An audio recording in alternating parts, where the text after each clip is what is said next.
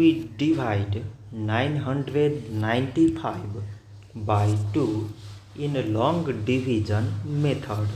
So 2 times 4 is 8. On subtracting we get 1.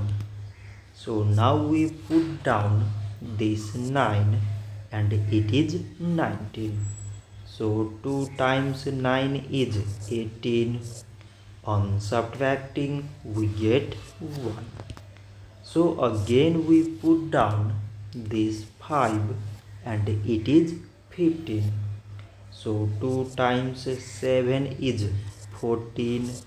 On subtracting we get 1. So now there is no other number to put it down. So we take here decimal so that we put 0. So it is 10 and 2 times 5 is 10. On subtracting we get 0. So 995 divided by 2 is 497 decimal 5. So this much for today and thanks for watching.